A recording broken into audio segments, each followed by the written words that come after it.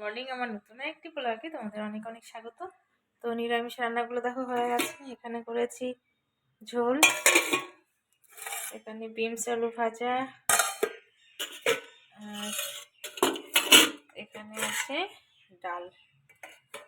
আর দেখাচ্ছি তোমাদের কেক বানিয়েছি এখন, কালকে একটা আধা করে রেখেছিলাম।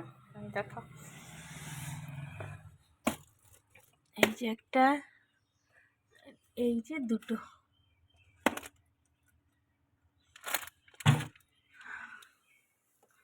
আর দেখো কেক বানানোর পরে কতটা বাসন হয়ে যায়, এই যে এগুলো এখন আমাকে সব মাজতে হবে।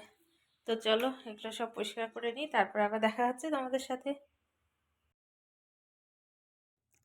দেখো সকালে রান্নাবান্না কমপ্লিট করে তারপরে এদিকে বাসনগুলো ধুয়ে নিচ্ছি। প্রচুর কেকের বাসন আছে, তো কেকের বাসন এত হয়ে যায় না, আর তখন আর কি বলবো, এঁঠো বাসন কেকের বাসন মানে একাকার হয়ে গেলে ভীষণ খারাপ লাগে, আর অনেকটাই ইসে হয়ে যায়, তখন আর মাজতে ভালো লাগে না।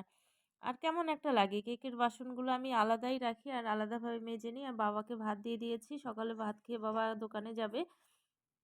আর এদিকে আমার পুরো সর্দি লেগে গেছে এই ঠান্ডা জল ধরে ধরে। ট্যাঙ্কির জল তো বোঝোই কতটা ঠান্ডা থাকে। একটু রোদ্রে বসলাম, মানে যে কতদিন পরে বসেছি তার ঠিক নেই, এত ভালো লাগছে। রান্না কমপ্লিট হয়ে গেছে, আর রাতে না খাওয়া দাওয়া কারোরই হয়নি। মা হয়তো সৎসঙ্গে গিয়েছিল, ওখান থেকে খেয়ে এসছে, আর আমার খেতে ইচ্ছে করছিল না। বড় খায়নি, মানে বাবা খেয়েছে কিছুটা, আর ভাত অনেকটা রয়ে গেছিলো, সেগুলো গরম করে খেয়েছি সবাই। আর এখন ছেলে আসছে, ওর মামাকে ফোন করলাম কোথায় আছিস, তো বললো ফরেস্টে, মানে অটো করে আসছে। আর মেয়েকে নিয়ে ওর ঠাম্মি রাস্তায় একটু দাঁড়িয়ে আছে আর কি। আর পুজো, আমি স্নানটা রান্না করে কেকগুলো, আরও দুটো কেক বানালাম তোমাদের যে দেখালাম আর কি। আর তারপরে বাসন টাসনগুলো মেজে ঘর টর ঝাড়টার দিয়ে স্নান করে নিলাম, আর স্নান করে পুজোটাও দিয়ে নিলাম। তো পুজো দেওয়া হয়ে গেছে, মার রিল্যাক্স সারাদিন, আর মার কোনো এখন কাজকর্ম নেই, বাস। আর এখন মাংস যদি নিয়ে আসে মাংস রান্না করব, আর ছেলে আসলে স্নান যদি করে আসে তো ভালো, নাহলে স্নান করে ওর আবৃত্তি আছে 12টা থেকে, পাঠাতে হবে। তো চলো দেখতে থাকো ব্লগটি। আর এই যে দেখো আমি রোদ্রে বসে আছি, এই যে বস্তাটা পেতে।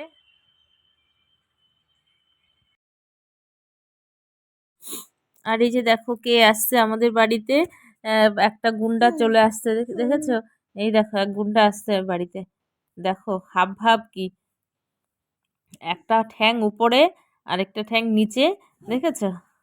তো আমার এটা ভাস্তা, এত দুষ্টু। আর এই যে আমার ভাস্তা ছেলেকে, আমার দাদা আর কি ছেলেকে আর ভাস্তাকে নিয়ে আসছে, আর রাস্তায় ওর ঠাম্মি ছিল বুনুকে নিয়ে, তো বুনুকেও কোলে নিয়ে এলো।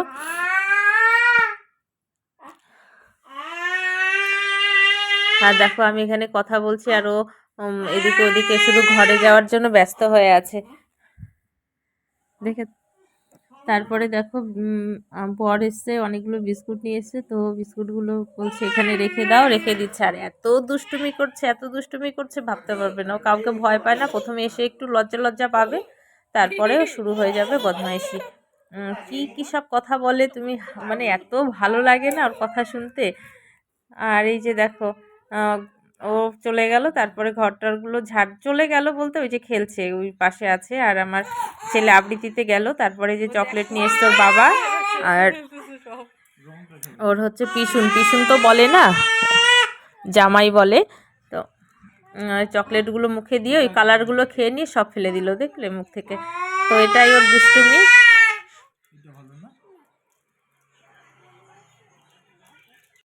তারপরে দেখো নিরামিষ রান্নাগুলো কমপ্লিট করে মাংসর জন্য, মানে মাংসটা একটু লেট করেই এনেছে, তো কচি পাঁঠার মাংস এনেছে, তো মাংসটা এখন করে নিচ্ছি। আর প্রেসারে দিতে হবে না, কড়াইয়ে হয়ে যাবে।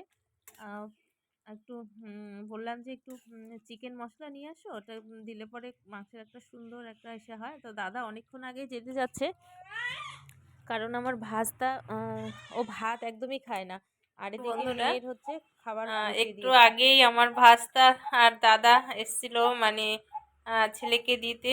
তো দেখলে তোমরা, আমি সেরকম ভাবে না ওদের সাথে দেখা, মানে ভিডিও করতে পারিনি, কারণ বোঝোই তো বাচ্চারা একসাথে থাকলে যা হয়, ছেলেকে খাওয়ানো আর মেয়েকেও খাওয়ানো, এদিকে রান্না, তার মধ্যে কেক বানানো। তো যতটা পেরেছি দেখিয়েছি। তো ওদেরকে এগিয়ে দিয়ে এই যে ছেলেকে আবার ও আবৃত্তি থেকে এলো, বাবা ওরম করে না, আবৃত্তি থেকে আসার পরে ওকে খাইয়ে, আর ছেলের খুব মন খারাপ, দেখি চোখে জল চলে এসছে। মানে মামা বাড়িতে এই কয়দিন ছিল না, মানে একটা মায়া পড়ে গেছে। আর কিছু বললেই মানে চোখের জলটা লুকোনোর চেষ্টা করছে আর কি। আর এই যে আমার সোনামা দেখো কি শুরু করেছে। আজকে অনেক দিন পরে একটু শোয়ার সময় পেলাম, মানে আর এই যে আমার সোনা পাকু বুড়িটা দুষ্টু দুষ্টু করে যাচ্ছে। তা এখন আধা ঘন্টার মতো শুভ, তারপরে আবার আমাদের প্রার্থনা টাইম শুরু হয়ে যাবে। তো চলো দেখতে থাকো ভিডিওটি।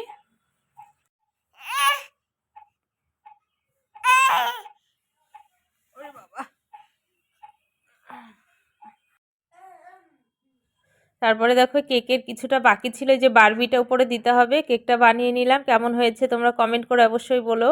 আর ছেলে এখন বসে আছে, ওকে পড়াবো। আর এদিকে আমি মেয়েকে ঘুম পাড়াচ্ছি, আর এই যে গান শোনাচ্ছি। এত দুষ্টুমি করছে, এদিক ওদিকে ছোটাছুটি করছে, তো ওকে গান শোনাচ্ছি।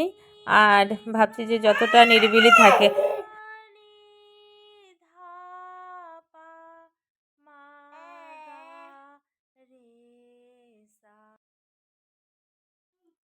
তো দেখো ছেলেকে পড়তে বসিয়েছি। আর ওকে পড়তে বসানো না মানে অনেক দিন পরেও পড়তে বসেছে। আহ, তো এটা ভুলে গেছে, ওটা ভুলে গেছে, বাচ্চা মানুষ যেটা হয় আর কি।